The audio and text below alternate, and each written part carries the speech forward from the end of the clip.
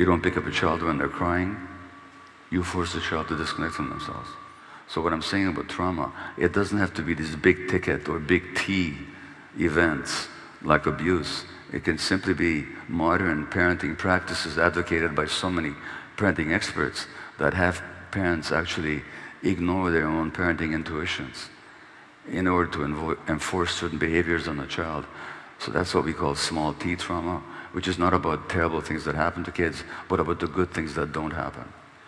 And to go back to my concept of the toxic culture, the toxicity of a culture is determined by, does this culture serve or undermine healthy human development? Well, if we understand the needs of the human child, which is for unconditional loving acceptance, a totally secure attachment to nurturing caregivers, such as, by the way, I was not able to provide for my children. So my son, who co-wrote the book with me, thank God, because this is not a project I could have accomplished on my own. He writes in this book about it, a nightmare he used to have as a child, where the floor disappeared from under his feet. And what he was talking about is that in the emotional atmosphere of the home where he grew up in, things were so volatile. He never knew when a very tense and often abrasive conflict would break out within his parents. I'm not talking about physical violence, by the way. I'm talking about emotional stress and strain. And the child immediately feels insecure, lack of safety. Lack of safety interferes with neurological and brain development. And this had nothing to do with whether we loved our kids or not. Of course we did. But you can hurt people. What I'm saying is you can hurt people in two ways. You can hurt them by doing bad things to them, such as the abuse or the wartime or the death of a parent or the parent being jailed. These are the so-called adverse childhood experiences. The ACE studies that, how many of you are familiar with them? The ACE studies, an encouragingly good number here. The ACE studies show that the more there's physical, sexual, emotional abuse, the death of a parent, the jailing of a parent, a rancorous divorce, violence in the family, a parent being addicted or mentally ill or neglect, the more these 10 adverse child experiences show up in the child's life, the greater their risk for addiction, for autoimmune disease, for mental health conditions, and so on. So those are what we call the big T traumas. What they don't talk about, by the way, they should have, but they didn't include factors like racism that a child might experience, or poverty that a child might experience. Those can be very traumatic, with traumatic impact on the brain, actually, traumatic impact on the physiology. There's a chapter in this book. There was a study only 3 weeks ago. I was already on book tour when the study came out. Episodes of racism, the immune system immediately is diminished in its effectiveness, at least for a while. And of course the stress hormone levels rise, which are a threat to health. So that all these things are not just sort of emotional travails. They actually have a physiological impact. They get underneath the skin, literally. So in a broader sense of adverse childhood experiences, we must include social factors such as inequality, such as poverty, such as racism, such as genderism. And the more of these factors are present, the sicker you expect people to be, theoretically. And it's also what you find in practice. So for example, autoimmune conditions are far more likely amongst women, for reasons that I talk about in this book, which has to do with the cultural role of women in this society. Mary Wollstonecraft, early feminist, mother of, I think the mother of, who wrote Frankenstein? Was it Mary Shelley? Yeah, her mother, an early feminist. She talked in the 18th century about how women are forced to suppress their true nature even before they understand their true nature. So this is a culturally imposed phenomenon.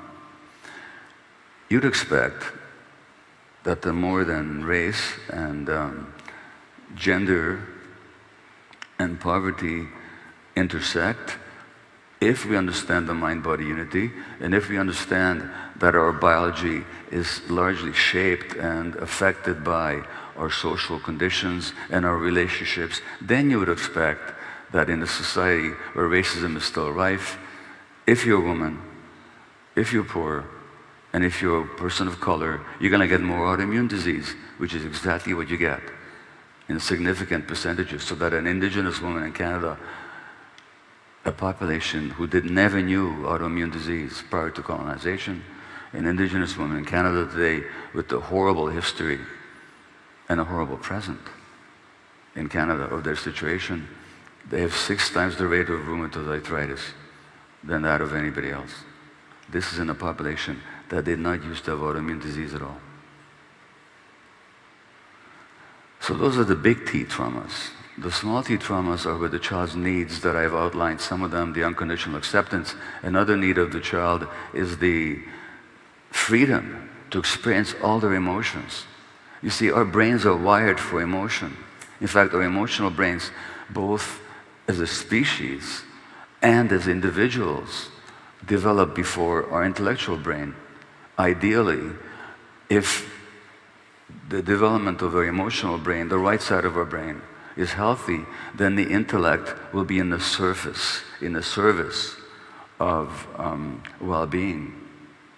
But if our emotional brain's development is interfered with by negative conditions, such as kids being not picked up and they're crying, such as kids being separated as a punishment from the parents, if they're angry, for example, then that emotional brain will not develop in a healthy way, and the intellect will no longer serve health. In fact, even undermine it, sharp as it can be. So those are the small T traumas. Now let me tell you a horror story. These adverse childhood experiences that I mentioned to you, they've been published in major medical journals for decades now. Major medical journals, developmental journals, psychological journals, journals of addiction. 5 years ago, they're called the ACE studies. And 5 years ago, I was in Norway at a conference on addiction. I was one of the speakers. There were 2 other speakers there who I will not name, but I will tell you, one of them was a leading American psychiatrist, to the extent that he edited one of the editions, or one of the versions of the Diagnostic and Statistical Manual, the DSM, which is kind of the Diagnostic Bible of Psychiatry. Very well-known man.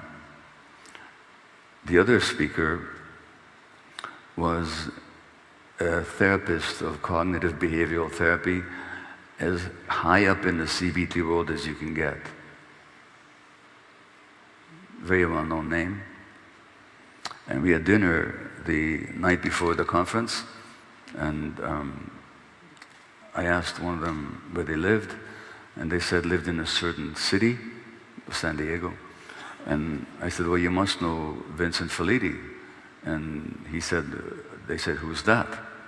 I said, well, he's the lead investigator. Felitti is an internal medicine specialist who, working in an obesity clinic, found that they could lose their clients, they could help their clients lose weight, but they cannot help them keep it off. And Felitti did something somewhat unusual for a medical doctor. He started listening to his patients. And he said, what's going on here? And they said, don't we get it? We're stuffing down our pain. They'd all been traumatized in childhood. And that's what gave rise to the adverse childhood experiences studies. Vince lives in San Diego. This doctor said, who is he? And I said, well, he's the lead author, the lead investigator of the famous ACE studies. And both this eminent psychiatrist and this very eminent psychologist said, what are those? They've only been published in 100 journals. Again, I'm talking about the gap between the evidence and the practice of so much medicine and so much even psychology. Now here in Britain, Richard Bentall, who's a well-known psychologist here, and he's a member of the British Academy, I think, and he said that the link between childhood adversity and adult mental health conditions is about as well established scientifically as the link between smoking and lung cancer. And yet, you go to a doctor with your physical health conditions or your mental health conditions, in the face of all this evidence, hardly anybody's going to ever ask you about trauma in your life, about stress in your life, about how you feel about yourself as a human being.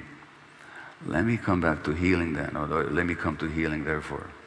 So, the effect of all these early developmental factors, whether they are the bad things that happened or the good things that didn't, is that disconnection from the self. So we actually lose our authenticity. We lose our sense of connection to ourselves. And this is something I demonstrate very easily. I do it with all audiences. Allow me to do it with you. Just raise your hand if the following has been true for you, that you had a strong gut feeling about something, you ignored it, and you felt sorry afterwards. Just raise your hand. Well, as always, it's the majority. You just told me about your childhood because you were not born disconnected from your gut feelings. You never met a one-day-old baby disconnected from their body or from their emotions. Not only do they feel them, they immediately express them and recall that the capacity to experience all our emotions, rage, anger, healthy anger, or any kind of anger for that matter. In a child, there's no unhealthy anger. There is in adults, but not in children. Not in very small children. The joy, the playfulness, the grief, the fear, all these are emotional circuits in our brain. They need to be valued, and their expression needs to be accepted and supported and then channeled in healthy ways by the adults. So when they're not, we lose the connection to ourselves, which I said was the essential trauma. We become inauthentic. And now we start behaving in ways that are determined not by our own needs, not by our own inner sense of ourselves, but by the expectations of the world. And we become just like the characters in Brave New World. We are conditioned to like what we're supposed to do, which has nothing to do with our own needs, but everything to do with the expectations, needs, and values of a society whose fundamental dynamic is the accumulation of wealth and profit. Nothing to do with human needs whatsoever. To the point, and I don't think this is too controversial for me to say, that some of the most successful people in this world, success as measured by the values of this society, are also the ones who profit from the destruction of the world. Just how it is. Even now, with all the evidence about climate change, and even all the corporate advertising about green this and green that, most of the campaign money in the States goes to politicians who either deny or stand in the way of recognizing the devastations of climate change. This on the part of people that are not evil by nature, on the part of people who don't intend to do bad. They just want to make a profit. But if that's what's driving their behavior, they're not going to care what the impact is. And that's the world we live in.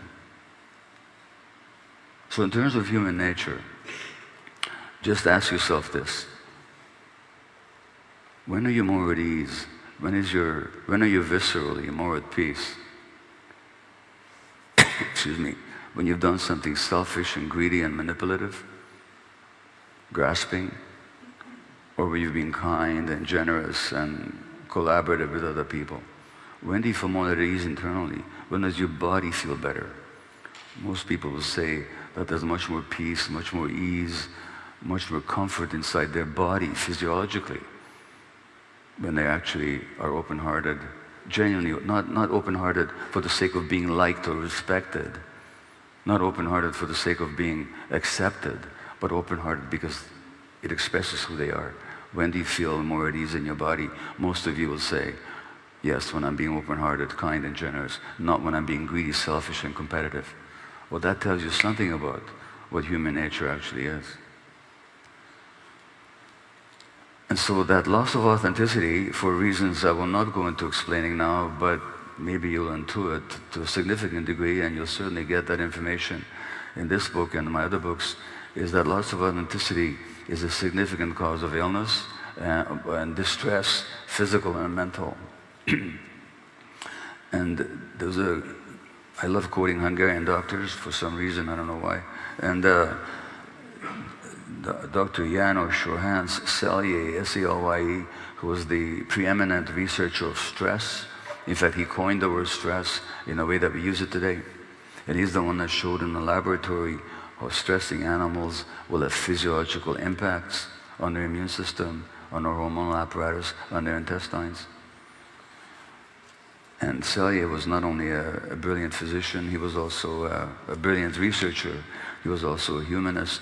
And he wrote in his book on stress, he said that most of our tensions and frustrations come from compulsive needs to act the role of someone that we're not. So inauthenticity is our biggest source of stress, he pointed out. But that inauthenticity, he may not have realized, wasn't our fault, it wasn't kind of a mistake, it wasn't a moral failure, it was an adaptive response to our early environment. So the question then becomes not to judge ourselves for being unauthentic, not to judge ourselves from being disconnected from ourselves, but to understand that actually those were normal responses to an abnormal environment. But if you want to become healthy, guess what? The word health originates in a word for wholeness. So if trauma is the disconnection from ourselves, then health is the reconnection, which is entirely possible, entirely available for us, because that capacity for healing is simply in our nature as organisms.